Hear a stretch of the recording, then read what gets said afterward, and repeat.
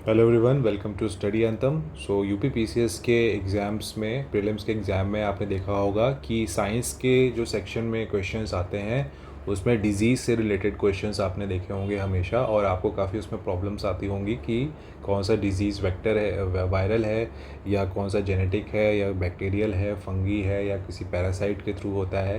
तो ये सब कन्फ्यूजन को दूर करने के लिए आज की वीडियो में मैं आपके लिए कुछ सटीक पॉइंट्स लेके आया हूँ जो कि आपके एग्ज़ाम में आपको सिंपली मतलब मार्क्स लाने के लिए काफ़ी होगा। ये सारे जो डाउट्स होंगे आपके क्लियर हो जाएंगे।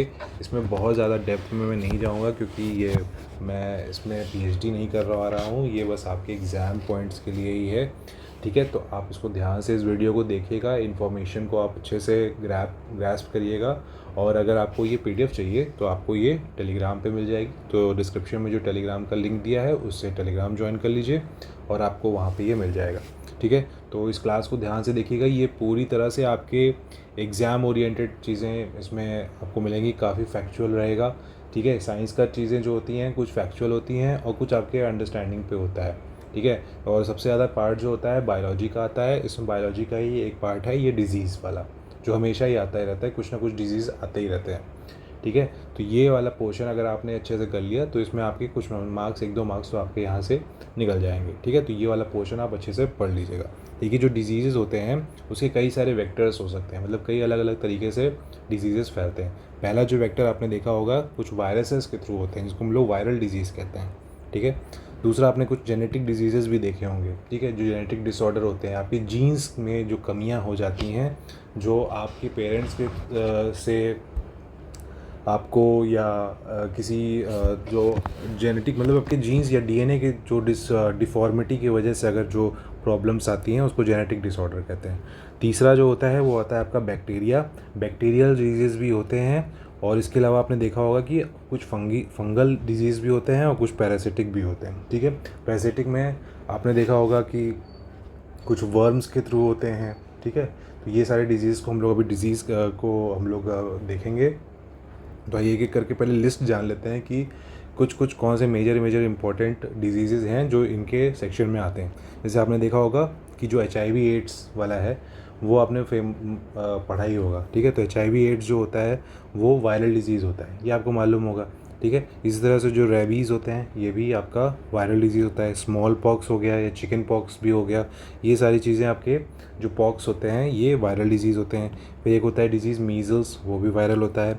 जापानीज़ इंसेफेलाइटिस होता है। फुट एंड माउथ डिजीज़ जो कि कैटल्स में आपने देखा होगा, कैटल्स में बेसिकली वो भी आपने देखा होगा, वो भी वायरल होता है। इसके अलावा कुछ जेनेटिक डिसऑर्डर जैसे कलर ब्लाइंडनेस, ठीक है, वो होता है। फिर हीमोफीलिया हो गया, ठीक है, डाउन सिंड्रोम हो गया, बबल बेबी सिंड्रोम होता है एक, वो भी हो गया। ठीक है, ये सारे कुछ जेनेटिक होते हैं। इसके अलावा आपने बैक्टीरियल डिजीज़ देखे होंगे जैसे डिप्थीरिया हो गया, कॉलरा हो गया, वूपिंग कफ, टीबी आपने सुना होगा। टीबी बहुत ही इंपॉर्टेंट एक बैक्टीरियल डिजीज़ है। इसके अलावा फंगल डिजीज़ में आप देखेंगे तो एर्गोटिज्म होता है, एथलीट फुट होता है, ठीक है, डर्माटाइटिस होता है, बॉल्डनेस होता है। ठीक है, तो ये सारे जो डिजीज़ेज़ होते हैं ये फंगल डिजीज़ में आते हैं।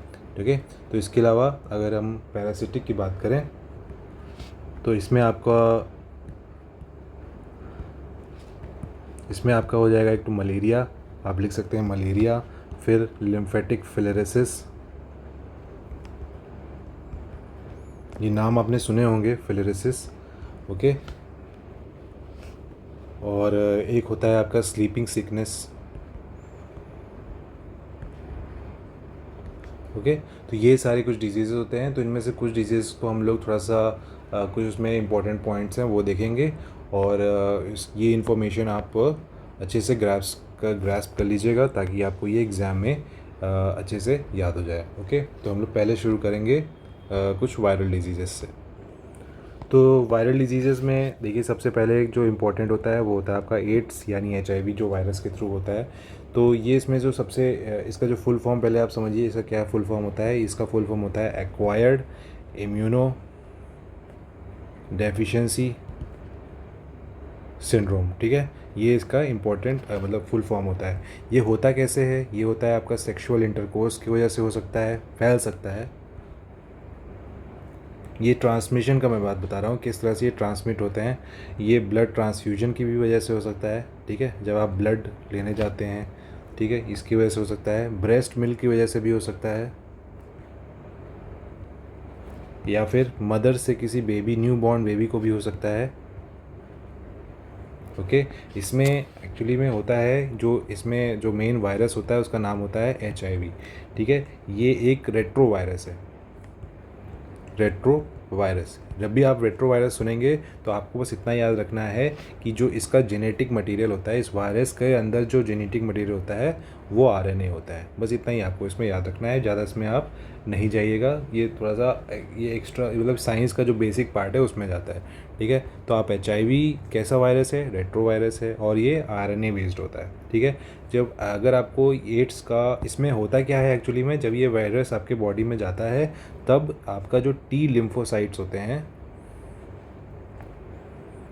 T लिम्फोसाइट्स, ये डैमेज हो जाते हैं, ठीक है, ये हो जाते हैं डैमेज। और ये जब डैमेज हो जाते हैं तो जो आपका इम्यून सिस्टम होता है ये हो जाता है कमज़ोर।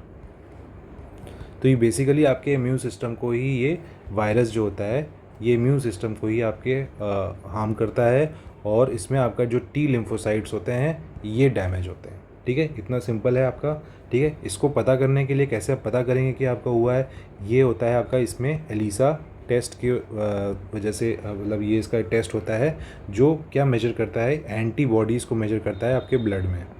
क्या मेजर करता है, एंटीबॉडीज़ इन ब्लड, ओके। इसका एलिसा टेस्ट होता है, ओके। तो इतनी इन्फॉर्मेशन आप एड्स के बारे में याद रखिए कि किस तरह से ये ट्रांसमिट होता है। इसका फुल फॉर्म मैंने आपको बता दिया, इसमें कौन सा वायरस होता है और इसका कौन सा टेस्ट होता है, ओके।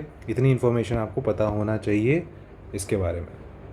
नेक्स्ट आप देख लीजिए, एक होता है आपका हेपेटाइटिस बी वायरस, ठीक है। हेपेटाइटिस बी आपने सुना होगा, हेपेटाइटिस बी ये एक एक्चुअली में एक वायरस होता है, हेपेटाइटिस बी वायरस, और ये एक ब्लड बॉर्न डिजीज़ है।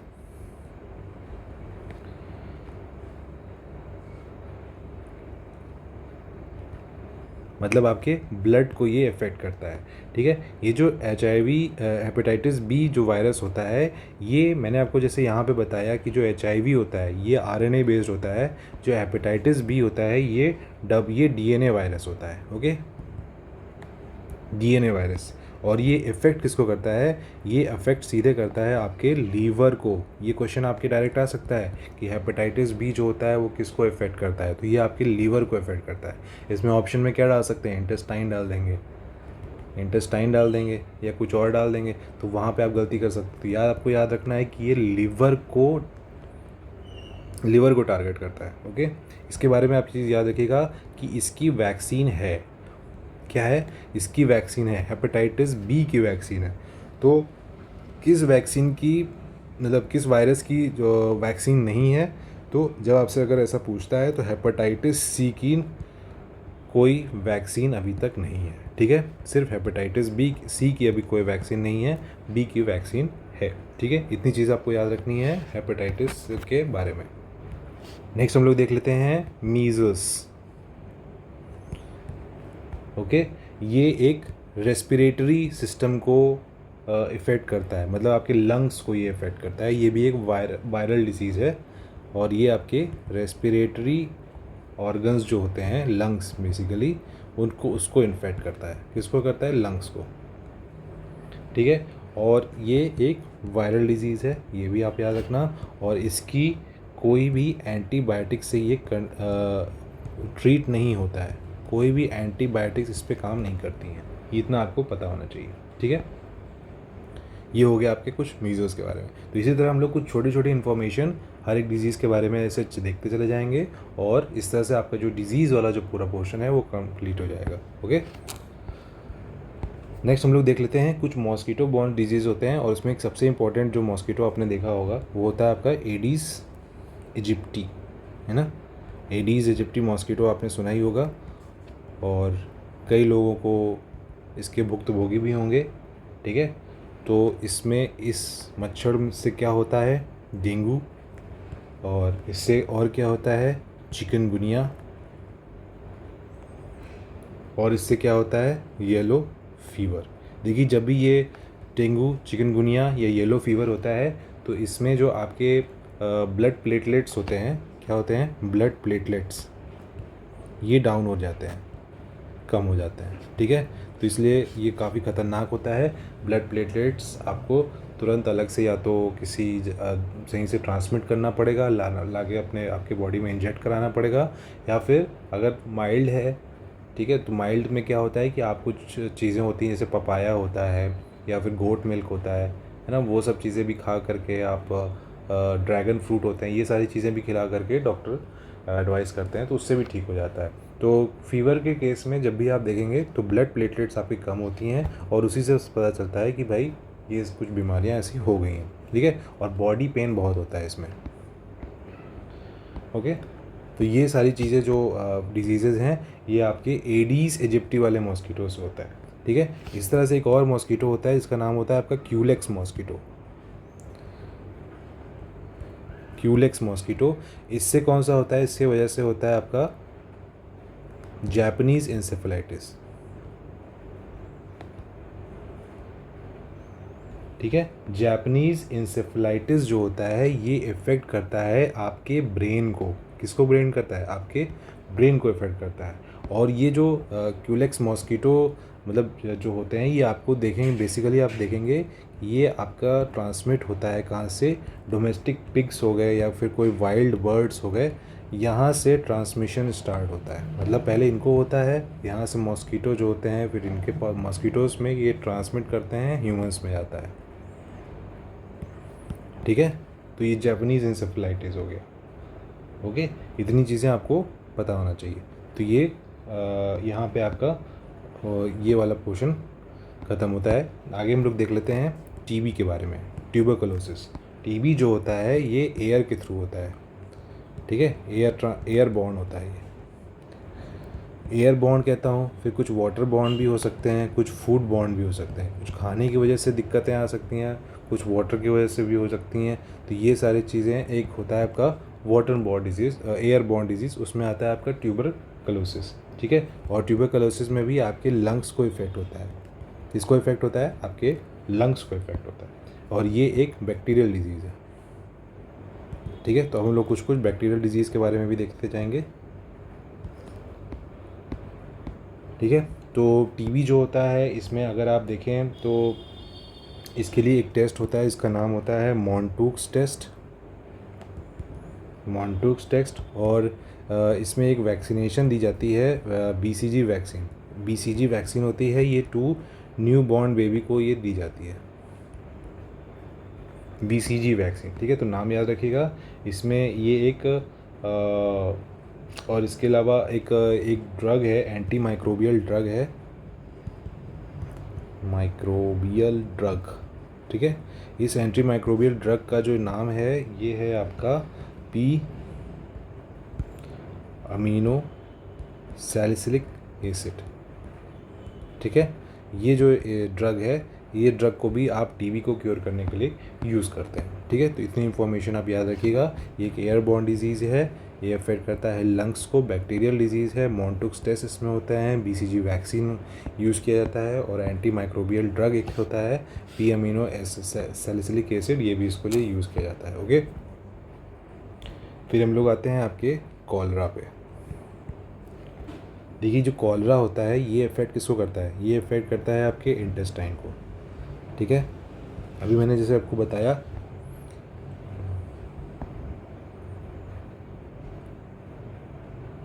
जो हेपेटाइटिस बी वायरस था ये किसको इफ़ेक्ट करता है, लिवर को। लेकिन अगर आप यहाँ कॉलरा पे जाएंगे तो ये किसको इफ़ेक्ट करता है, ये करता है आपके इंटेस्टाइन को, ठीक है। और जैसे मैंने अभी आपको बताया कि जो टीबी है ये एयरबॉर्न डिजीज़ होता है, जो कॉलरा होता है ये वाटर बॉर्न डिजीज़ होता है, ठीक है। यानी वाटर के थ्रू होता है, कोई गंदा पानी पी लेंगे आप, ठीक है। और ये भी एक क्या है, बैक्टीरियल डिजीज़ है, ठीक है। ये भी आपको याद रखना है। और इस जो बैक्टीरियल डिजीज़ का नाम है वो है विब्रियो कॉलेरा, ठीक है। इतनी इन्फॉर्मेशन आपको मालूम होना चाहिए। तो कॉलेरा आपके इंटेस्टाइन को इफेक्ट करता है, वाटर बॉर्न डिजीज़ है, और इससे ज़्यादा कोई क्वेश्चन इसमें नहीं आते हैं। बस यही सब मैच द फॉलोइंग्स करके पूछ लेते हैं और छोटी छोटी इन्फॉर्मेशन इसमें आ जाती है। तो आपको इतना ही पढ़िए जो आपके एग्ज़ाम में आता है। डॉक्टर बनना नहीं है हमारा मकसद। आप लोग पहले से डॉक्टर होंगे, आप लोगों में से बहुत लोग, तो उस इन्फॉर्मेशन को आप लोग यूज़ कर सकते हैं, जो नहीं है वो इतना ही पढ़ें, ठीक है। देखिए जो टाइफॉइड होता है ये किसको इफेक्ट करता है, ये भी इंटेस्टाइन को ही करता है, ओके। और ये भी आपका एक बैक्टीरियल डिजीज़ है, और इसमें जो बैक्टीरिया का नाम है ये है आपका सैल्मोनेला टाइफी, ठीक है, सैल्मोनेला टाइफी। और ये भी आप देख सकते हैं, ये भी एक वाटर बॉर्न डिजीज़ है, मतलब वाटर के थ्रू होता है। वाटर गलत ख़राब पानी है ना, जो फुल्की आप लोग खा लेते हैं कहीं भी बैठ करके, है ना, वो सब भी, इसलिए पानी वानी देख के पीना वीना चाहिए ना। और जो सबसे ज़्यादा फुल्की उल्की वालों से ही हो जाता है, तो ये टाइफॉइड हो जाता है, ठीक है। ये चीज़ देखना चाहिए। फिर नेक्स्ट एक देख लीजिए आप डिज़ीज़, एक डिज़ीज़ जिसका नाम है प्लेग, ठीक है। प्लेग भी एक बैक्टीरियल डिजीज़ है। हम लोग बैक्टीरिया वाले ही सारे अभी डिस्कस कर रहे हैं, ओके। ये ख़त्म हो जाएगा तो हम लोग फिर आगे देखेंगे। ये जो प्लेग होता है ये एक्चुअली होता है एक फ्ली बाइट से, ठीक है, कुछ कीड़े होते हैं उनके से होता है। तो ये एक्चुअली शुरुआत कैसे होती है, ये रोडेंट्स में होती है, और रोडेंट्स मतलब चूहे, ठीक है। और चूहों को जब ये फ्लीज जो होते हैं, जब ये चूहों के ऊपर आते हैं तो ये यहाँ से फिर ह्यूमंस को में इसको ट्रांसमिट कर देते हैं, ठीक है। और इसमें जो बैक्टीरिया है इसका नाम है यर्सीनिया। तो ये यर्सीनिया नाम का जो बैक्टीरिया होता है यही ह्यूमंस में ट्रांसमिट हो जाता है, जिसकी वजह से आपको कहा जाता है कि भाई प्लेग हो गया है, ओके। नेक्स्ट हम लोग देख लेते हैं टेटेनस। टेटेनस भी जो होता है एक आपको बैक्टीरियल डिजीज़ होता है, और इसको लॉक जॉ भी कहते हैं। तो आप लोगों को टेटेनस की सुई तो लगी ही होगी, ठीक है। और ये बैक्टीरियल डिजीज़ क्या है, क्लोस्ट्रोडियम टेटानी, ये इस बैक्टीरिया का नाम है, ओके। तो ये टेटनस हो गया। नेक्स्ट देख लीजिए लेप्रोसी। लेप्रोसी भी बैक्टीरियल डिजीज़ है, और इसको और क्या बोला जाता है, ऑल्सो नोन एज, ठीक है, AKA also known as Hansen disease, ठीक है। इसको हैंसन डिजीज़ के नाम से भी जाना जाता है, ओके। तो ये सारे जो मैं आपको पॉइंट्स बता रहा हूँ ये बेसिकली प्रीवियस ईयर क्वेश्चंस में ये सब चीज़ें आ चुकी हैं, तो मैं उन्हीं को एक बार एनालाइज करके आपके लिए जो इंपॉर्टेंट चीज़ें हैं बस वही चीज़ें इसमें रखा हूँ, ठीक है। और एक कौन सा डिजीज़ होता है, निमोनिया भी आपका बैक्टीरिया से ही होता है। निमोनिया भी आपने देखा होगा, ये आपके लंग्स को इफेक्ट करता है, ठीक है। लंग्स में आपने देखा होगा पानी भर जाता है, निमोनिया, ठीक है, लंग्स में वाटर भर जाता है। और जब आपका कोविड का टाइम जब आ रहा था ना, कोविड में आपके लंग्स में ही पानी भर जाता था, है ना। तो ये कोविड के टाइम में तो उसकी कहा जाता था कि भाई निमोनिया से स्टार्टिंग जब होने लगे तो ये से आपको पता चल जाएगा कि कोविड स्टार्ट हो गया है, ठीक है। तो निमोनिया का टेस्ट होता था। इसके अलावा आप याद रखिएगा एक सल्फर ड्रग होता है, ठीक है, सल्फर ड्रग होता है, और ये बैक्टीरियल इन्फेक्शंस के लिए यूज़ होता है। किसके लिए यूज़ होता है, बैक्टीरियल इन्फेक्शन। ये सल्फर ड्रग में जो एक पहला ड्रग जो बना गया था उसका नाम था प्रोंटोसिल, ये फर्स्ट सल्फर ड्रग था, ठीक है, प्रोंटोसिल। दूसरा चीज़ याद रखिएगा, एक और ड्रग है सीबाजोल, ये कैटल्स में यूज़ होता है। किसमें, कैटल्स में, यानी गाय भेड़ बकरियों में ये यूज़ होता है सीबाजोल। तो सीबाजोल और प्रोंटोसिल अगर ये नाम आते हैं तो आपको याद रखना है ये सल्फर ड्रग है, ओके। और ये बैक्टीरियल इन्फेक्शन से इसको ट्रीट करने के लिए यूज़ किया जाता है। इतना इन्फॉर्मेशन आपके लिए बैक्टीरियल डिजीज़ में थी। तो आपने देखा होगा यहाँ पे मैंने क्या क्या डिस्कस किया, निमोनिया हो गया, देन आपने देखा कि यहाँ पे हमने लेप्रोसी को यहाँ पे हम लोगों ने देखा, निमोनिया हो गया, टेटनस को हम लोगों ने देखा, प्लेग हम लोगों ने समझा, टाइफाइड को थोड़ा सा पढ़ा, फिर कॉलरा, ओके, और ये आपका TB, ओके। ये कुछ डिजीज़ेस थे जो कि आपके पूरी तरह से बैक्टीरियल थे, ओके। तो ये सारी चीज़ें आप ध्यान रखिएगा, एक दो बार इसको पढ़ लीजिएगा, बहुत छोटी इन्फॉर्मेशन है, याद हो जाएगा आराम से, ओके। फिर हम लोग कुछ फंगल देख लेते हैं, फंगल डिजीज़ेज़ में। देखिए फंगल डिजीज़ में जो आपका सबसे इम्पॉर्टेंट है, वो सबसे इम्पॉर्टेंट से ही स्टार्ट कर रहा हूँ, ये हो गया आपका एर्गोटिज़म, ठीक है। एर्गोटिज़म क्या होता है, एर्गोटिज़म एक फंगल है, और इस फंगल का नाम क्या है, क्लेविसेप्स, ठीक है। क्लेविसेप्स ये फंगाई होती है, इसकी वजह से ये होते हैं, ओके। और इसमें क्या होता है, एर्गोटिज्म में बेसिकली आप इसका समझिएगा कि जब आप कोई ग्रेन्स जो होते हैं, ग्रेन यानी जो अनाज होता है ना, अनाज, कोई ख़राब अनाज अगर आप खा लेते हैं, कंजम्पशन ऑफ कंटामिनेटेड ग्रेन्स, इसकी वजह से ही आपको ये बीमारी होती है। ग्रेन्स, अनाज, ठीक है, याद रखिएगा, अनाज में लिख दे रहा हूँ। तो इसको हम लोग एर्गोटिज्म कहते हैं। इसके अलावा मैं बस आपको यहाँ पे नाम लिख देता हूँ। ये होता है आपका एक एथलीट फुट,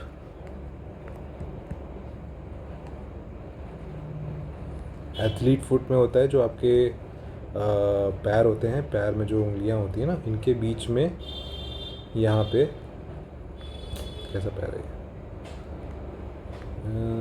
ऐसे, ठीक है, यहाँ पे मान लीजिए ये आपका पैर है, तो यहाँ पे आपका कुछ फंगल डिजीज़ हो जाता है। आपने देखा होगा कई जगह पे किसी लोगों को कुछ यहाँ पे हो जाता है, सड़ जाता है यहाँ पे थोड़ा सा, तो इसी को बोलते हैं athlete foot, between toes, okay. तो बस इतना ही आप इसमें याद रखिएगा कि इसमें आपको ज़्यादा इसमें इंफॉर्मेशन आपके लिए है नहीं, तो बस इतना ही याद रखिएगा कि ये टोस के बीच में होता है। इसके अलावा दो आपके हेड से रिलेटेड फंगल डिजीज़ होते हैं। एक होता है आपका डर्मेटाइटिस। डर्मेटाइटिस में आपका जो बालों में वो डैंड्रफ ज़्यादा शुरू हो जाते हैं, ठीक है, ये डैंड्रफ के लिए हो जाता है डर्मेटाइटिस।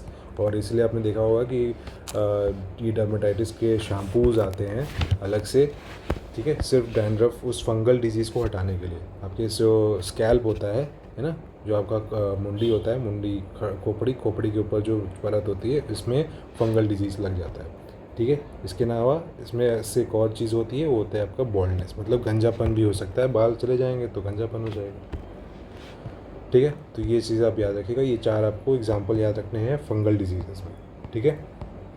नेक्स्ट हम लोग बढ़ते हैं, कुछ प्रोटोजोअन डिजीज़ के ऊपर देखते हैं क्या क्या है। इसमें जो सबसे इम्पॉर्टेंट है वो है आपका मलेरिया। तो मलेरिया के बारे में कुछ इंपॉर्टेंट चीज़ें समझ लीजिए। देखिए, जो मलेरिया होता है वो होता है एक प्रोटोजोआ की वजह से, बाई प्रोटोजोआ, और उस प्रोटोजोआ का नाम है प्लाज्मोडियम पैरासाइट, ठीक है। तो ये जो प्रोटोजोआ है ये एक प्लाज्मोडियम पैरासाइट है, ठीक है, ये पैरासाइट है। इसके अलावा प्रोटोजोआ की कैटेगरी में एक वर्म भी आता है, ठीक है। तो हम ये अभी मलेरिया पढ़ रहे हैं जो ये कि पैरासाइट से होता है, ठीक है। ये स्प्रेड कैसे होता है, ये चीज़ आप याद रखिएगा।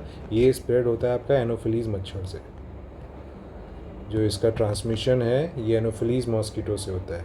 तो हमने इससे पहले देखा था क्यूलेक्स मॉस्किटो से जापानीज़ एन्सेफेलाइटिस होता था, ठीक है। ये देखिए यहाँ पे क्यूलेक्स जो मॉस्किटो था, ओके, ये जो क्यूलेक्स मॉस्किटो है इससे जापानीज़ एन्सेफेलाइटिस होता था। इसके अलावा हम लोगों जो एडीज इजिप्टी देखा, इससे डेंगू, चिकनगुनिया, येलो फीवर हुआ था। और यहाँ पे आप याद रखिएगा कि एनोफिलीज़ किस बीमारी से रिलेटेड है, तो एनोफिलीज़ आपका मलेरिया से रिलेटेड है, ठीक है। आगे बढ़ते हैं इसमें। तो ये एक पैरासाइटिक, इसमें क्या होता है कि जो आपका जो पैरासाइट होता है, ठीक है, ये पैरासाइट आपके लिवर को इफ़ेक्ट करता है। किसको इफ़ेक्ट करता है? लिवर को इफ़ेक्ट करता है, याद रखिएगा, ठीक है। मलेरिया में क्या चीज़ इफ़ेक्ट होती है? आपके लिवर को, और वो वहाँ पे ग्रो करता है, ठीक है। ये लिवर को टारगेट करता है, वहाँ पे ग्रो करता है, और फिर इसके बाद ये जो वहाँ पे स्प्लीन होती है इसको इन्फेक्ट कर देता है, ठीक है। स्प्लीन इन्फेक्ट हो जाता है तो जो आपका आरबीसीज होते हैं, ये रेड ब्लड सेल्स, वो भी इफ़ेक्ट हो जाती हैं। तो यही चीज़ होता है आपका मलेरिया से, आपके आरबीसीज जो होते हैं इसको इफेक्ट होता है। और बेसिकली मलेरिया अगर आप देखें तो वाटर की वजह से हो सकता है, ख़राब वाटर की वजह से, या फिर कोई अगर आप सैनिटेशन का ठीक से ख्याल ना रखें तो वहाँ उसकी वजह से भी मलेरिया फैल सकता है, ठीक है। मलेरिया के बारे में एक चीज़ और याद रखिएगा कि मलेरिया को खोजा किसने था, इस बीमारी को खोजा था आपका सर रोनाल्ड, मतलब इस बैक्टीरिया को, पैरासाइट को किसने खोजा था? सर रोनाल्ड रॉस ने 1902 में इनको इसके काम के लिए आपको नोबेल मिला था, ठीक है, नोबेल प्राइज़, ठीक है। इसके देखिए ये जो प्लाज्मोडियम पैरासाइट होता है, इस प्लाज्मोडियम एक और इसी तरह का एक और प्रोटोजोआ होता है, उसको बोलते हैं हम लोग प्लाज्मोडियम विवैक्स, ठीक है, विवैक्स। तो ये विवैक्स की वजह से भी आपका 65% ऑफ मलेरिया केसेस आपके इस वाले प्रोटोजोआ से होता है, ठीक है, प्लाज्मोडियम वाइवैक्स से। तो इससे भी होता है, प्लाज्मोडियम पैरासाइट से भी होता है, और प्लाज्मोडियम वाइवैक्स से भी आपका मलेरिया होता है। और इंडिया में जो सबसे ज़्यादा मलेरिया होता है वो इस वाले से होता है। ठीक है, इतनी इन्फॉर्मेशन क्लियर है। पैरासाइट जो होते हैं वो लिवर में ग्रो करते हैं, स्प्लीन को इफ़ेक्ट करते हैं और आरबीसीज को कम कर देते हैं। ठीक है, इतना चीज़ें आपको आइडिया होना चाहिए। ओके,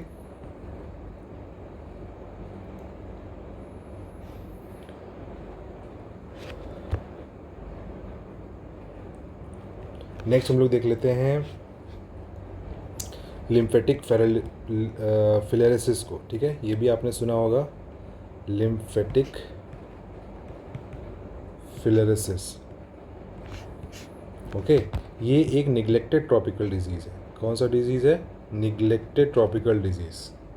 मतलब ये जो डिजीज़ेज होते हैं निगलेक्टेड ट्रॉपिकल डिजीज़, इसकी लिस्ट होती है। ठीक है, इसमें कई सारे WHO ने ऐसे नाम रखे हैं कि ये सारे जो डिजीज़ेज़ हैं ये निगलेक्टेड ट्रॉपिकल डिजीज़ेज हैं, और ट्रॉपिकल एरियाज़ में ये ज़्यादा पाए जाते हैं। मतलब जो अर्थ है, अर्थ का जो ट्रॉपिकल एरिया होता है वहाँ पे इसको ज़्यादा पाया गया हुआ देखा गया है, लेकिन ये एक्चुअली में हो सकता है कहीं भी। ठीक है, तो ये निगलेक्टेड ट्रॉपिकल डिजीज़ नाम रखा गया था। तो ये डिजीज़ जो होते हैं ये काफ़ी कम संख्या में होते हैं, ऐसा बहुत स्प्रेड नहीं होते, वाइल्डली स्प्रेड नहीं हो जाते हैं। ठीक है, तो ये लिम्फेटिक फिलेरिसिस होता है। इसमें जो पैरासाइट जो होता है वो होता है आपका राउंड वर्म की वजह से। ठीक है, और ये किसको इफ़ेक्ट करता है? आपके लिम्फेटिक जो नोड्स होते हैं, लिम्फ नोड्स, उसको इफ़ेक्ट करता है। ठीक है, तो इतनी इन्फॉर्मेशन आप याद रखिएगा लिम्फेटिक फिलेरिसिस के ऊपर। और भी जो वर्म से रिलेटेड कुछ डिजीज़ेस होते हैं उसको मैं आपको बता देता हूँ। वर्म से रिलेटेड एक होता है आपका बैंक्रॉफ्टी नाम का एक डिजीज़ होता है। ठीक है, देन एक होता है आपका वुचेरिया। ठीक है, ओके, ये सारे डिजीज़ भी होते हैं, और इसका भी जो ट्रांसमिशन होता है वो किसी भी टाइप के मॉस्किटो से हो सकता है। ये क्यूलेक्स मॉस्किटो से भी हो सकता है, एनोफिलीस मॉस्किटो से भी होता है, और एडीज इजिप्टी टाइप के मॉस्किटो से भी ट्रांसमिशन हो सकता है। ट्रांसमिशन मतलब फैल सकता है वो। ठीक है, तो ये भी आप कुछ वर्म्स में याद रखिएगा, क्योंकि ऐसे क्वेश्चन भी आ सकते हैं। तो आपने नाम अगर नहीं सुने होंगे तो अब आपने ये जान लिया है। ठीक है, इसके अलावा इसमें बहुत ज़्यादा डिटेल्स में आपको अंदर ले आने की ज़रूरत नहीं है, क्योंकि अगेन आपको डॉक्टर नहीं बनना है। आपको बस इतना याद रखिए कि आपका एग्ज़ाम में आपका काम हो जाए। ओके,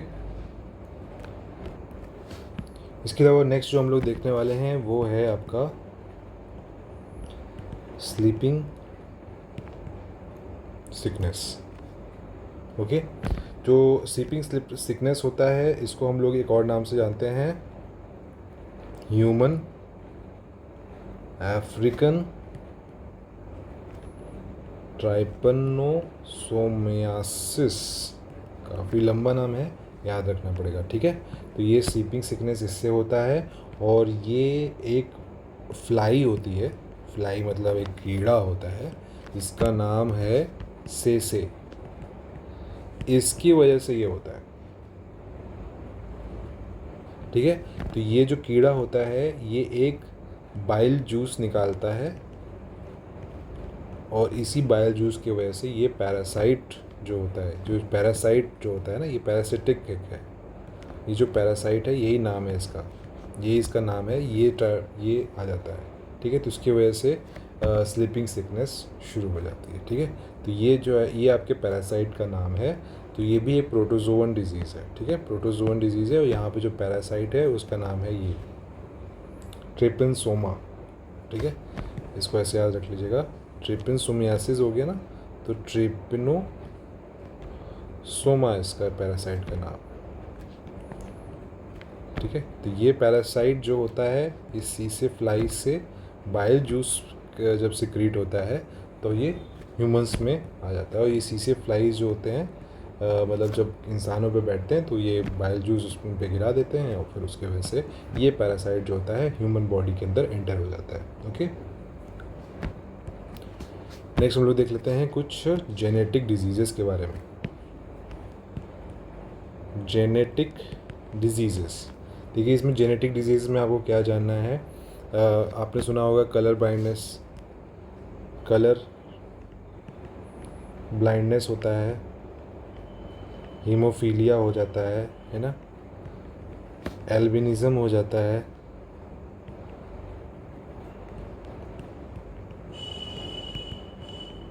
ये कुछ जेनेटिक डिसऑर्डर है। आपने एक और ब्लाइंडनेस का नाम सुना होगा, नाइट ब्लाइंडनेस। ये एक जेनेटिक डिसऑर्डर नहीं है, ठीक है। ये एक डेफिशिएंसी की वजह से होता है। कौन सी डेफिशिएंसी? विटामिन ए की डेफिशिएंसी की वजह से होता है, ओके, रेटिनॉल। ओके, इसके अलावा हम लोग कुछ और देख लेते हैं। कलर ब्लाइंडनेस तो मैं आपको बताऊंगा अभी। हीमोफीलिया पहले जान लीजिए। देखिए, जो हीमोफीलिया होता है, हीमोफीलिया, ओके, हीमोफीलिया एक जेनेटिक सेक्स लिंक्ड डिजीज़ होता है, ठीक है। जेनेटिक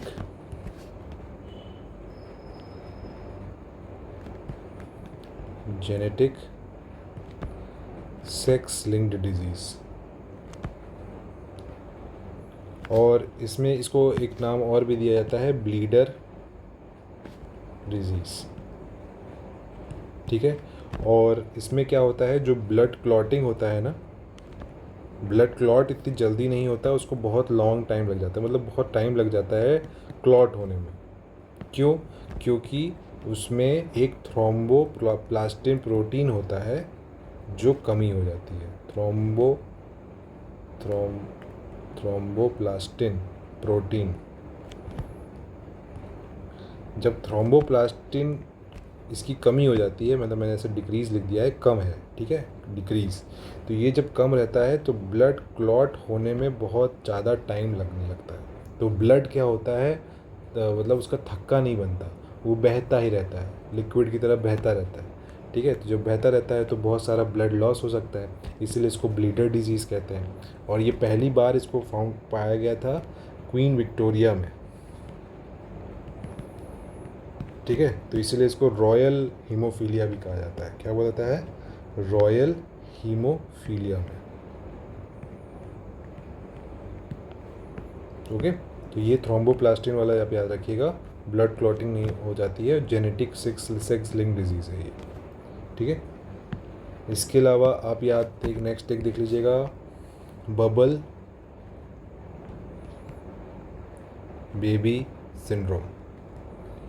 ये बबल बेबी सिंड्रोम में क्या चीज़ है, एक बार देख लेते हैं। ये भी एक जेनेटिक डिसऑर्डर है, और इसमें टी और बीटा सेल्स जो होते हैं उनके ऊपर काम होता है, ओके। सो इसमें जो टी और बीटा सेल्स होते हैं, इनका जो डिस्ट्रीब्यूशन होता है उसमें कुछ डिस्टर्बेंसेस आ जाती हैं, ठीक है। तो ये जो टी और बीटा सेल्स का जो कमी होती है, तो उसकी वजह से ये होता है। और इसमें जो ये एक बेबीज़ के अंदर इसको पाया जाता है, जो बेबी का जो ट्रीटमेंट होता है ना, वो एक जर्म फ्री प्लास्टिक बैग में होता है। जर्म फ्री प्लास्टिक बबल, इसके अंदर इसका बेबी का ट्रीटमेंट होता है। तो इसमें आप देखेंगे कि कुछ इस तरह का ये रहता है, एक प्लास्टिक का बैग, मतलब ये बनाया गया है, और इसके अंदर ये देखिए बेबी है, ठीक है। ये प्लास्टिक का पूरा बैग है, इसी के अंदर बेबी को ट्रीटमेंट दिया जा रहा है, ठीक है। ये जर्म फ्री रहता है टोटली। तो इतना आप इसमें याद रखिएगा, बबल बेबी सिंड्रोम। नेक्स्ट देखिए, इसमें आता है आपका डाउन सिंड्रोम। डाउन सिंड्रोम में क्या होता है, डाउन सिंड्रोम को हम लोग ट्रिसोमी 21 भी बोलते हैं, या फिर मैंगोलिन भी बोलते हैं, मंगोलियन, ठीक है। ये भी बोलते हैं, ट्राइसोमी 21 भी बोलते हैं। 21 क्या होता है, जो 21 आपके पेयर होते हैं, उसमें एक एक्स्ट्रा क्रोमोसोम हो जाता है, एक एक्स्ट्रा क्रोमोसोम्स हो जाते हैं। तो जो टोटल जो हो जाता है ना, एक एक्स्ट्रा क्रोमोसोम हो जाता है, तो मतलब 3 क्रोमोसोम हो जाते हैं टोटल। तो इन 3 क्रोमोसोम की वजह से, वैसे तो 2 क्रोमोसोम ही होते हैं हर पेयर में, लेकिन इसमें एक एक्स्ट्रा क्रोमोसोम हो जाता है, तो टोटल 47 क्रोमोसोम्स हो जाते हैं। यानी नॉर्मल जो पर्सन होते हैं उनमें होते हैं 46, लेकिन डाउन सिंड्रोम में हो जाते हैं आपके 47 क्रोमोसोम्स, ठीक है। तो ये 21st वाले पेयर में ही ऐसा होता है, तो इसीलिए इसको डाउन सिंड्रोम कहते हैं। इसमें भी आपने देखा होगा कि जो आपके ब्रेन को ये अफेक्ट करता है, ब्रेन को मोस्टली ये नर्वस सिस्टम को इफेक्ट करता है, ठीक है। ये भी हो गया। इसके अलावा नेक्स्ट आप देख लीजिए, एक होता है आपका थैलेसीमिया। थैलेसीमिया होता है, ये एक ब्लड डिसऑर्डर होता है। ब्लड डिसऑर्डर का मतलब हो गया कि जो आपका बॉडी है वो हीमोग्लोबिन को सिंथेसाइज नहीं कर पाएगा, हीमोग्लोबिन को सिंथेसाइज नहीं कर पाता है, जिसकी वजह से क्या होगा, आपका जो ऑक्सीजन नहीं पहुंच पाएगा फिर, ठीक है। तो हीमोग्लोबिन ही नहीं रहेगा तो मतलब सिंथेसाइज नहीं कर पाएगा, तो आपके ऑक्सीजन में भी लेवल में कमी आएगी। तो यही होता है आपका थैलेसीमिया। तो आप बस इसका मतलब जान के रखिए, थैलेसीमिया क्या होता है, डाउन सिंड्रोम क्या होता है, और ये क्या कौन से टाइप के डिजीज़ेज़ हैं, ये आपको याद रखना है। नेक्स्ट देख लीजिएगा आप एक ये जो कलर ब्लाइंडनेस मैंने आपको बताया था शुरू में, कलर ब्लाइंडनेस,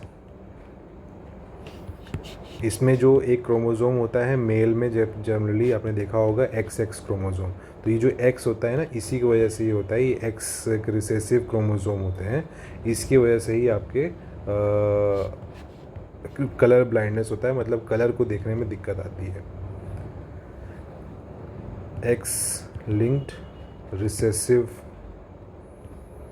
डिजीज़, ठीक है। बस इतना ही समझिएगा, ज़्यादातर मेल में ही पाया जाता है, फीमेल में भी होता है, लेकिन फ़ीमेल को दिक्कत नहीं, फीमेल एज अ कैरियर की तरह यूज़ हो सकती हैं। तो ये आपके नेक्स्ट जो ऑफस्प्रिंग होगा फीमेल और फीमेल में, उसमें ये पहुंच सकता है, ठीक है। नेक्स्ट देखिएगा, कुछ और हम लोग देखते हैं, ये कुछ इंपॉर्टेंट जो हम लोगों ने अभी तक डिस्कस किए डिजीज़, चाहे वो वायरल हो, चाहे बैक्टीरियल हो, पैरासिटिक हो गया, और फिर जेनेटिक हो गया, ठीक है। हम लोग कुछ और भी एक्स्ट्रा पढ़ लेते हैं, जो कि डिजीज़ेज़ या विटामिन्स के जो कारण जो डेफिशिएंसीज होती हैं वो सब भी हम लोग देख लेते हैं। ओके, सो इसको मैं मिसलेनियस के सेक्शन में डाल देता हूँ। इसमें आप याद रखिएगा, ये एक होता है आपका ड्रॉप्सी डिजीज़। ड्रॉप्सी डिजीज़ में क्या होता है, आप कंजम्पशन करते हैं, कंजम्पशन ऑफ मस्टर्ड ऑयल, ठीक है। एक मस्टर्ड ऑयल आप खाते हैं तो उसके वजह से ये होता है। और इस मस्टर्ड ऑयल में क्या होता है, आर्जिमोन, ठीक है। तो ये मस्टर्ड ऑयल जो होता है, इसी को कंटामिनेटेड होता है आर्जिमोन ऑयल से, तो यही आपको दिक्कत करता है, ठीक है, आर्जिमोन।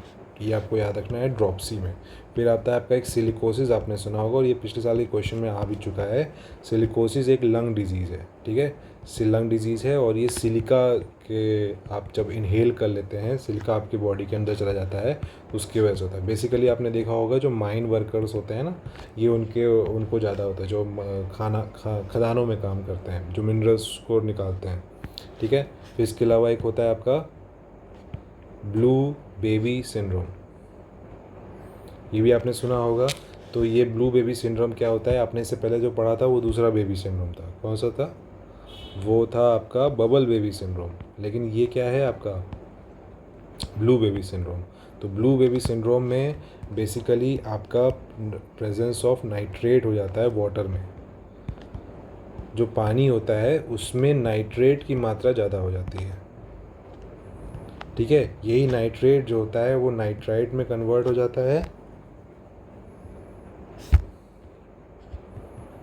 और जब वो ऑक्सीजन वाले हीमोग्लोबिन से ये जब मैच कर जाता है, मिल जाता है ब्लड स्ट्रीम में, तो ये क्या बना जाता है,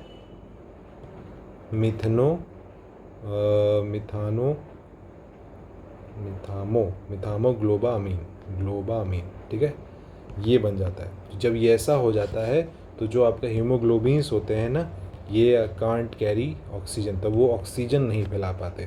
तो ये नाइट्रोजन जब आपके हीमोग्लोबिन्स के साथ जुड़ जाता है तो आपका ऑक्सीजन जो कैरी बनाने का जो प्रोसेस होता है वो कम हो जाता है। तो इसी को कहते हैं हम लोग ब्लू बेबी सिंड्रोम, ठीक है। या फिर इसको और ये नाम भी दिया जा सकता है, मिथानोग्लोबामीन, ठीक है। तो अगर ये नाम भी आ जाता है तो आप यही समझेंगे कि ये यही वाली बीमारी है ब्लू बेबी सिंड्रोम से। और ये किससे होता है, नाइट्रेट की ज़्यादा जब मात्रा हो जाती है पानी में, उसकी वजह से होती है, ठीक है। तो ये क्वेश्चन इसमें आते हैं। नेक्स्ट देख लीजिए, ये आता है आपका अर्थराइटिस, आपने सुना होगा अर्थराइटिस की बीमारियां जो होती हैं बेसिकली 60 प्लस के ऊपर जब होने लगते हैं तो उनमें ज़्यादातर ये देखी गई है। और इसमें क्या होता है, डिस्पोजिशन ऑफ यूरिक एसिड, जो यूरिक एसिड जब बढ़ने लगता है बॉडी में, जॉइंट्स में जब ज़्यादा हो जाता है, तब ये आपको अर्थराइटिस की प्रॉब्लम होती है। और इसी का एक सीरियस जो बड़ा वाला फॉर्म है, और थोड़ा अगर सीरियस फॉर्म में चला जाता है, उसको बोलते हैं हम लोग गाउट। ठीक है, ठीक है। इसके अलावा हम लोग कुछ देख लेते हैं जो रेडियो आइसोटोप्स होते हैं, जिनको हम लोग यूज़ करते हैं डिज़ीज़ को ठीक करने में। ठीक है, वो देख लेते हैं। जैसे एक होता है आपका आर्सेनिक 74, ये आपका ट्यूमर में यूज़ होता है। ठीक है, ट्यूमर में होता है। कोबाल्ट 60 आपने बहुत बार सुना होगा, ये आपका कैंसर में यूज़ होता है, कैंसर को ट्रीट करने के लिए। कैंसर को ट्रीट करने के लिए आपका गोल्ड भी यूज़ होता है, गोल्ड 198। ठीक है, इसके अलावा आपका आयोडीन हो गया 131, ये आपका थायराइड के लिए होता है, थायराइड ग्लैंड को ट्रीट करने के लिए।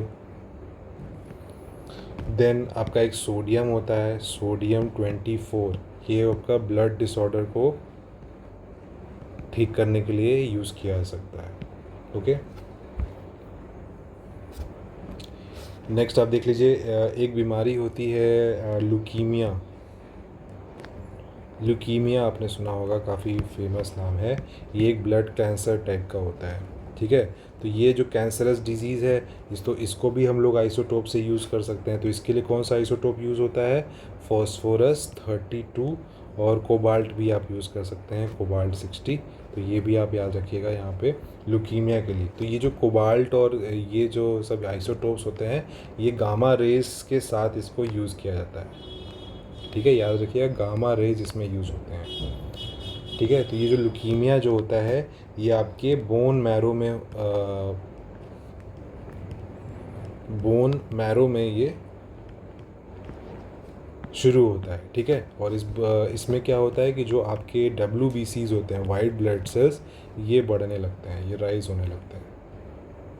ठीक है, तो ये आपको इन्फॉर्मेशन याद रखनी है ल्यूकीमिया के बारे में। ओके, देन हम लोग कुछ देख लेते हैं ब्रेन के कुछ डिसऑर्डर। ब्रेन के कुछ डिसऑर्डर्स आप समझिएगा।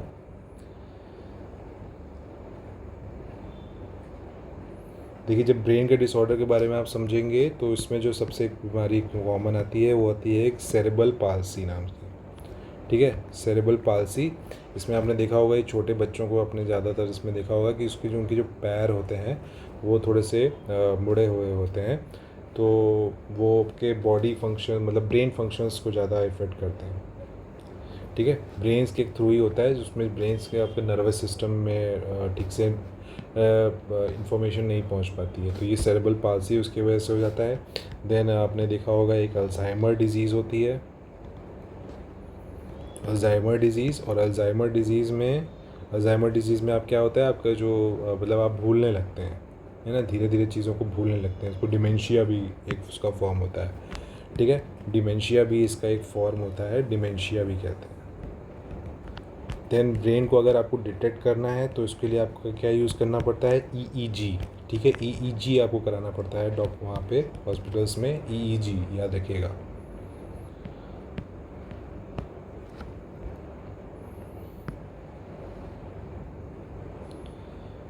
ओके, फिर हम लोग देख लेते हैं कुछ इम्पोर्टेंट और भी डिजीज़ के बारे में। जैसे अगर आपने मर्कुरी की वजह से एक डिज़ीज़ होता है, जिसको बोलते हैं हम लोग मीना माता डिजीज़।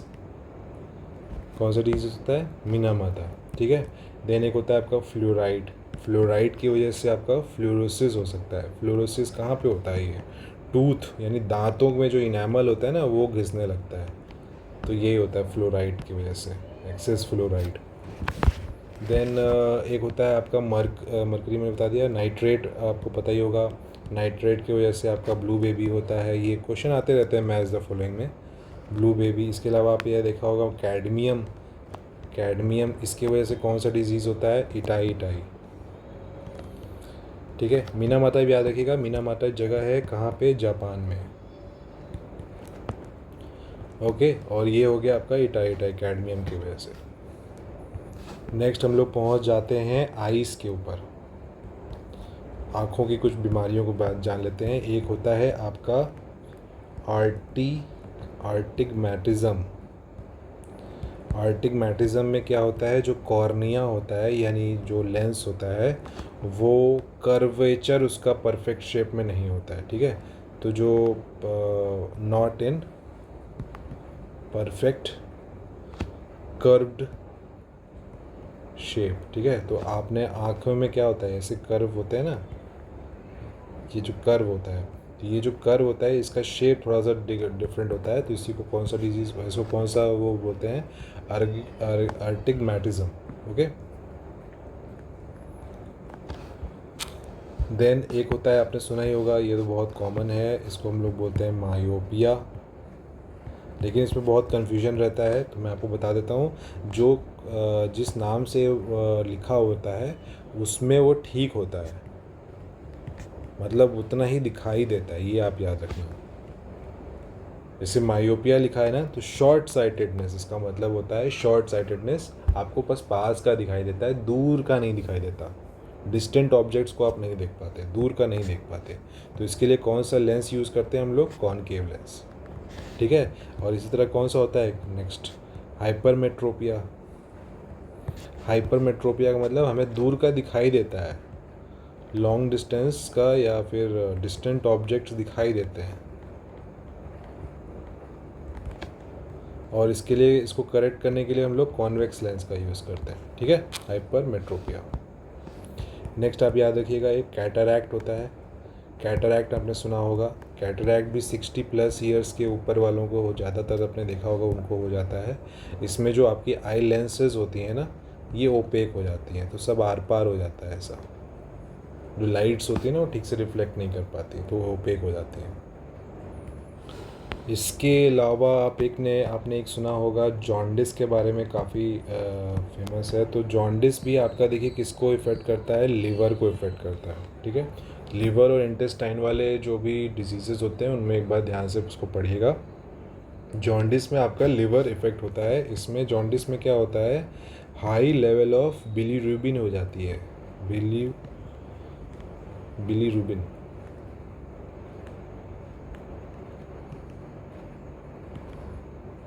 ठीक है। तो ये जो बिलीरुबिन क्या होता है, ये जॉन्डिस में आपने देखा होगा पीले पड़ जाते हैं। तो ये जो पीलापन आता है वो इसी बिलीरुबिन की वजह से आता है। ये बिलीरुबिन क्या है, एक ऑरेंज, येलो ऑरेंज पिगमेंट है, बाइल पिगमेंट।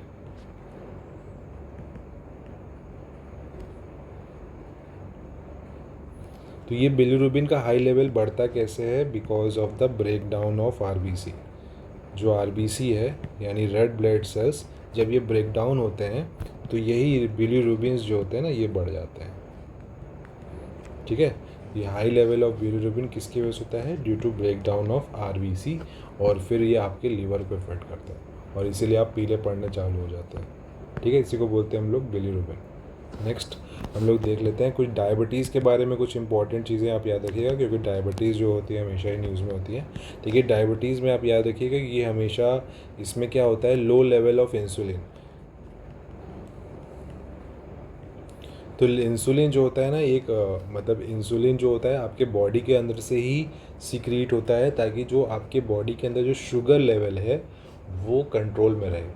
तो ये इंसुलिन कौन बॉडी का कौन सा पार्ट जो है वो उसको वो कर रहा है, ये कर रहा है आपका beta cells of pancreas. Pancreas के अंदर एक बीटा सेल्स होते हैं और ये बीटा सेल्स के थ्रू ये इंसुलिन सिक्रीट होता है।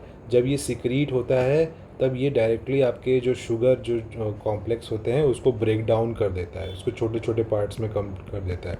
अगर ये इंसुलिन नहीं निकलेगा तो शुगर का जो लेवल है, इसी कहते हैं, बढ़ जाता है, क्योंकि ये ब्रेक डाउन नहीं कर पाते, ठीक है। ये छोटे छोटे पार्ट्स में इनको ब्रेक डाउन नहीं हो पाता है, इसलिए कहा जाता है कि भाई हमारा जो शुगर लेवल है वो बढ़ रहा है।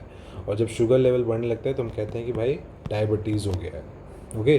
तो ये इंसुलिन निकलना बंद हो जाता है। और ये इंसुलिन कहाँ से निकलता है, बीटा सेल्स ऑफ पैंक्रियास, इसको हम लोग आइलेट्स ऑफ लैंगरहैंस भी कहते हैं, आइलेट्स ऑफ लैंगरहैंस। ओके, इसको थोड़ा सा आप बेसिक में और अच्छे से पढ़िएगा। अभी के लिए इतना इन्फॉर्मेशन आप यहाँ याद रखिएगा। तो ये क्या करता है, ये इंसुलिन जो होता है ना, इट कंट्रोल्स द शुगर। मैं यहाँ पे लिख दे रहा हूँ, कंट्रोल्स द शुगर। और एक चीज़ याद रखिएगा कि डायबिटीज़ का ना कोई वैक्सीनेशन नहीं है, कोई वैक्सीनेशन नहीं है। इसके ट्रीटमेंट के लिए एक फेनुग्रीक सीड्स होते हैं, उसका इस्तेमाल करके आप इसको कंट्रोल कर सकते हैं थोड़ा सा। लेकिन ये जो शुगर लेवल जो ब्लड में बढ़ जाता है, ये आपका इसमें हेल्प करेगा, ये फेंगुरिक सीड, ठीक है। और ये इंसुलिन को खोजा किसने था, तो इंसुलिन को खोजने वाले 3 लोग थे।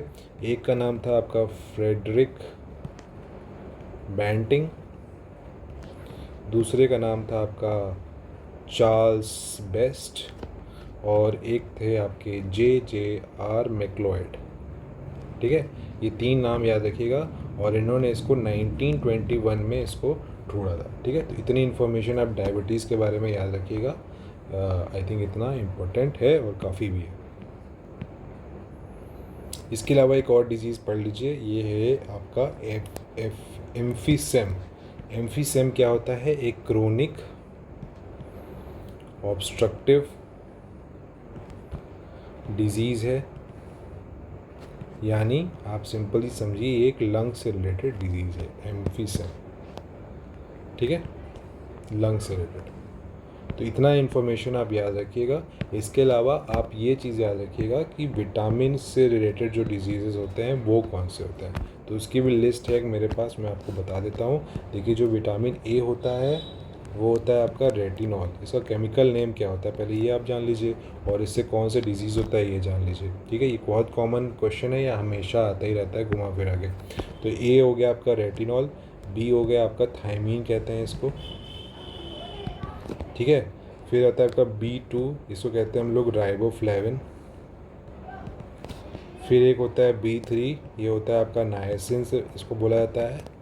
B3 के बाद B6 एक इम्पॉर्टेंट है, बहुत सारे होते हैं, आप इम्पोर्टेंट ही समझिए। B6 होता है, एक होता है B12, ठीक है। तो B में ही बहुत सारे कैटेगरी हैं। इसे बोलते हैं हम लोग कोबालामीन, ठीक है। B12। फिर आप एक याद रखिए कि C होता है, C को हम लोग बोलते हैं एस्कॉर्बिक एसिड, ठीक है। नाम भी आ जाते हैं तो इसको आपको नाम ज़रूर याद रखना है। D से होता है आपका चोल्केफिरोल, कैल्सीफिरोल, क्लोइस कैल्सीफिरोल, ठीक है, क्लोइक कैल्सीफिरोल। E से होता है आपका टोकोफिरोल, और K एक होता है, इसको हम लोग बोलते हैं फाइलोक्यूनोन, ठीक है। ये सारे आपके विटामिन्स हो गए। अब इससे रिलेटेड आपने डिजीज़ कई बार पढ़े होंगे, तो एक बार इसको लिख लीजिएगा, मैं आपके लिए लिख दे रहा हूँ फिर भी। इसको कहते हैं हम लोग नाइट ब्लाइंडनेस। यही मैं आपसे कह रहा था ना कि नाइट ब्लाइंडनेस जो होता है वो जेनेटिक डिसऑर्डर नहीं होता है, जेनेटिक डिसऑर्डर नहीं होता है। और एक होता है आपका डिजीज़ इसमें ज़ीरोथैल्मिया,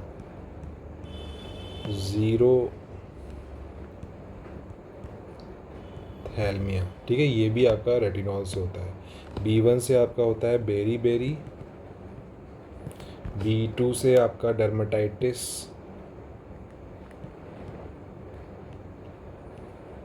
या फिर डर्मेटाइटिस आप याद रखिएगा। फिर आपका पेलाग्रा B3 से होता है, पेलाग्रा, डिमेंशिया, ठीक है, ये सब इससे हो सकता है B3।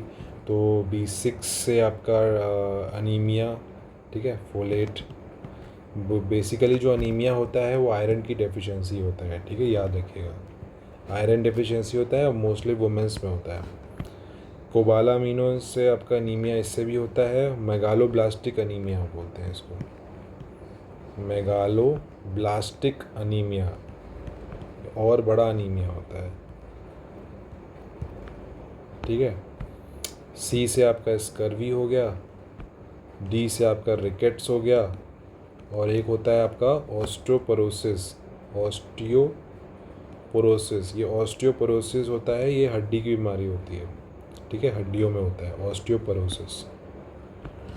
बोन्स में यहाँ पे लिख दे रहा हूँ, बोन्स, ऑस्टियोपोरोसिस। ई से होता है आपका लेस फर्टिलिटी। और जो के होता है, ये होता है आपका नॉन क्लॉटिंग ऑफ ब्लड। तो ब्लड, जैसे मैंने आपको बताया था ना, एक ब्लड वाला डिजीज़, तो वो ब्लड वाला में आपका ब्लड जो बहेगा तो वो क्लॉट नहीं होगा, उसका थक्का नहीं बनेगा। तो वो अगर ये विटामिन के की कमी रहेगी ना आपके बॉडी में, तो आपका ब्लड में थक्के नहीं बन पाएंगे और ब्लड बहता ही रहेगा। तो इसलिए आपके लिए के भी ज़रूरी है, ठीक है। तो ये कुछ विटामिन्स के कारण जो कुछ डिजीज़ेज़ हैं वो मैंने यहाँ पे लिख दिए हैं। और मुझे लगता है कि इतने डिजीज़ेज़ काफ़ी हैं। देखिए, डिजीज़ेज़ तो बहुत सारे हो सकते हैं, लेकिन इतना जो होता है बेसिक मान के चलते हैं कि हमें पता होना चाहिए, ठीक है। तो इसमें से अगर कोई भी क्वेश्चन आएगा तो इन्हीं पॉइंट्स के उसमें आएगा, ठीक है। तो आप ये सारे पॉइंट्स को अच्छे से एक बार देख लीजिएगा। और आई होप कि आपको ये पूरा वीडियो अच्छा लगा हो। एंड तक आप अगर बने हुए हैं तो आपने इस वीडियो को लाइक ज़रूर कर दीजिएगा, ठीक है, और भी लोगों तक ये पहुंच जाए। मैंने इसमें मोस्टली जितने भी चीज़ें हैं वो कवर करने की कोशिश की है, बहुत ही आसान भाषा में। काफ़ी वैसा टॉपिक नहीं बनाया है कि बहुत ही इसमें आपको दिमाग लगाना है। कुछ चीज़ें बस आप समझते जाइए, कुछ चीज़ें आप याद कर लीजिए, और ये लिस्ट जो मैंने आपको शुरू में लिखी हुई है ये चीज़ें याद रखिएगा। तो इसी में से आपको कुछ क्वेश्चंस मैच द फॉलोइंग्स में आ जाएंगे, तो आप ये पूरा टॉपिक आप आराम से कर ले जाओगे, ठीक है। तो इस वीडियो को 1-2 बार और देख लेना आप। और अगर आपको ये PDF चाहिए तो टेलीग्राम का लिंक दिया हुआ है, उसको आपको ज्वाइन करना है लिंक के थ्रू, ठीक है। तो मिलते हैं ऐसे ही किसी इंपॉर्टेंट एजुकेशनल टॉपिक को जो कि आपके एग्ज़ाम में काम आएगी, ठीक है। फिर नेक्स्ट वीडियो में आपसे मिलते हैं, तब तक के लिए जय हिंद।